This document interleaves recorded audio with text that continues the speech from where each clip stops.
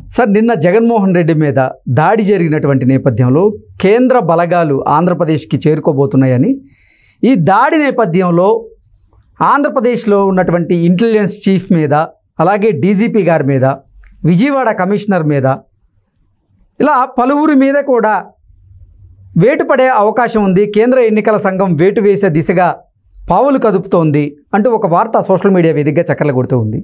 ఏంటి సార్, ఆ వార్తలో వాస్తవం ఉందంటారు? ముఖ్యమంత్రి జగన్మోహన్ రెడ్డి మీద రాళ్ల దాడి ఎవరి వైఫల్యం? రక్షణ కల్పించలేని భద్రతా వ్యవస్థ వైఫల్యం. ముఖ్యమంత్రికే రక్షణ కల్పించలేని వాళ్ళు మీరు ఇంకా సమాజానికి ఏం రక్షణ కల్పిస్తారు? ప్రజల ప్రాణాలు ఏం కాపాడతారు? ప్రశ్నార్థకంగా మారింది. అందరి వేళ్ళు ఏపీ పోలీస్ వైపే చూపబడుతున్నటువంటి దీంట్లో అసమర్థ డీజీపీగా కసిరెడ్డి రాజేంద్రనాథ్ రెడ్డి మిగిలిపోయాడు. ఇలా ఇంతవరకు కసిరెడ్డి రాజేంద్రనాథ్ రెడ్డి ఆయన అసలు డీజీపీగా ఉండటానికే అర్హత లేదు. ఆయన ఏంటి ప్రమోటియా, ఆయన ఏదో ఇన్ఛార్జ్ డీజీపీగా ఉన్నాడని ఫుల్ అడిషనల్ ఛార్జ్ ఇచ్చారని, ఆయనకన్నా ఇంకో 11 మంది సీనియర్స్ ఉన్నా కూడా కాదని ఈయనకి అప్పచెప్పారనే దీంట్లో ఇవాళ డీజీపీగా రాజేంద్రనాథ్ రెడ్డి బాధ్యతలు చేపట్టినాక వరుసగా జరిగిన ఫెయిల్యూర్స్, మాజీ ముఖ్యమంత్రి పైన దాడులు, తెలుగుదేశం పార్టీ కార్యాలయాలపైన దాడులు, విధ్వంసం, తగలబెట్టడాలు, ఒక చోటని కాదు కదా, ప్రతిపక్షాలపైన అణిచివేత, అక్రమ కేసులు, నిర్బంధాలు, మీడియా పైన దాడులు, ధ్వంసాలు, అరాచక శక్తులు స్వైర విహారం చేస్తున్నాయి ఆంధ్రప్రదేశ్లో. వాటిని కంట్రోల్ చేయడంలో డీజీపీ టోటల్గా విఫలమయ్యారు. కాబట్టే ఇవాళ ఈ మూకలు ఇంతగా తెగబడ్డాయి. ముఖ్యమంత్రి మీదే దాడికి పాల్పడేటట్టుగా, రాయేసి కొట్టేటట్టుగా ఇవాళ తెగిచ్చాయంటే ఎవరి అలుసు చూసుకొని? పోలీస్ యొక్క నిష్క్రియాపరత్వం. పోలీస్ మా జోలికి రాదు, మేము మా ఇష్టం వచ్చినట్టుగా చెలరేగి పోవచ్చు. గంజాయి బ్యాచ్ అంట, బ్లేడ్ బ్యాచ్ అంట, చెడ్డీ గ్యాంగ్ అంట. ఎప్పుడన్నా విన్నావా ఈ పేర్లు? నువ్వు ఎక్కడన్నా విన్నావా? అసలు ఏదో దండుపాళెం గ్యాంగ్ అంటారు.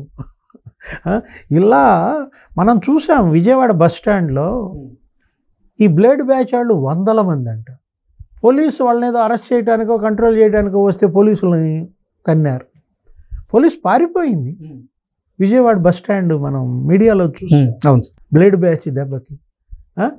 ఇప్పుడు ఇంతగా ఈ మూకలు ఇంత పేట్రేగిపోయాయంటే ఎవరి అలుసు చూసుకుని అంటే డీజీపీయే కనపడుతున్నాడు.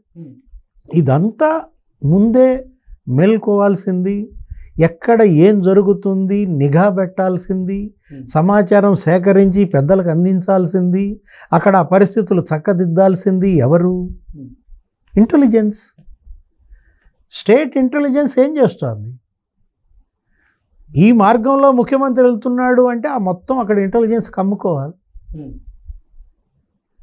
ఫెయిల్యూర్ ఇక్కడ స్పష్టంగా ఇంటెలిజెన్స్ ఫెయిల్యూర్ కనపడుతుంది.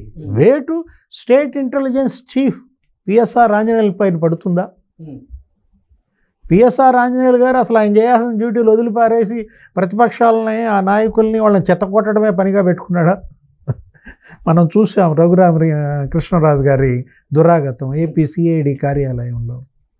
1 కాదు 2 కాదు 100 ఆరోపణలు వీళ్ళు ఎదుర్కొంటున్నారు. అసలు ఆయన ఉన్నాడు, నువ్వు చెప్పింది ఇప్పుడు సిటీ పోలీస్ కమిషనర్ కాంతి రాణా టాటా. ఆయన ఏదో ఏపీ పోలీస్ అసోసియేషన్ పన్నులో పడిపోయాడా? ఈ పని వదిలేశాడా? సిటీ పోలీస్ కమిషనర్గా సిటీ పైన ఎంత నిఘా పెట్టాలి? విజయవాడ గతంలో ఎలా ఉంది, ఇప్పుడు ఎలా ఉంది? గతంలో బ్లేడ్ బ్యాచ్ ఉందా? చెడ్డీ గ్యాంగులు ఉన్నాయా? అరే బస్ స్టాండ్లో ఆ పరిస్థితి ఏంటి? ప్రయాణికులకే భద్రత లేకపోతే ప్రజలకి భద్రత లేదు, ప్రజల ప్రాణాలకి భద్రత లేదు, భూములకు భద్రత లేదు, అసలు సాక్షాత్తు ఏకంగా ముఖ్యమంత్రి గారికే భద్రత లేదు. ఇప్పుడు ఎవరిది ఈ తప్పు? ఎవరిది? ఏపీలో ఎవరికుంది భద్రత?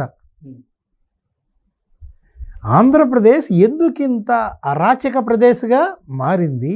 అరాచక శక్తులను నియంత్రించాల్సినటువంటి పోలీస్ ఎందుకు ఇలా నిష్క్రియాపరత్వంగా మారింది, ఇన్యాక్టివ్గా మారా? ఇప్పుడు డీజీపీ అలుసు చూసుకుని ఆయన్ని డమ్మీ చేసి వీళ్ళే పెత్తనం చేస్తూ వైఎస్ఆర్ కాంగ్రెస్ పార్టీ నాయకులే ఎక్కడికక్కడ ఒక్కొక్క చోట ఒక్కొక్క సిఐ, అక్కడ ఎమ్మెల్యే మాట వినాల. ఎమ్మెల్యే చెప్పిందే రాజ్యం అన్నమాట. అక్కడ డిఎస్పి, అక్కడ ఆ డివిజన్లో ఉన్న వైఎస్ఆర్ కాంగ్రెస్ పార్టీ మాట వినాల. జిల్లా సూపరింటెండెంట్, అక్కడ ఉన్న జిల్లా మంత్రి చెప్పు చేతల్లో ఉండాలి.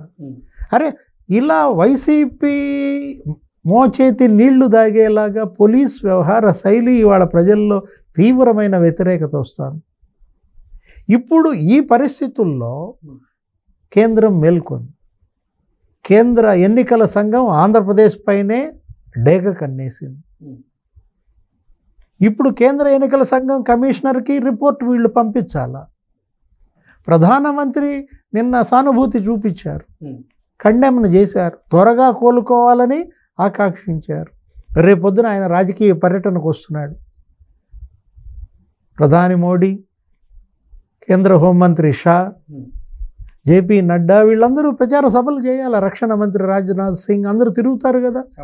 మొన్న చిలకలూరుపేట బొప్పూడి సభలో ప్రధానమంత్రి సభలోనే నీకు వాటర్ బాటిల్స్, ఆ గ్యాలరీ పర్యవేక్షించాల్సిన ఎస్పీ ఎక్కడున్నాడో తెలియదు,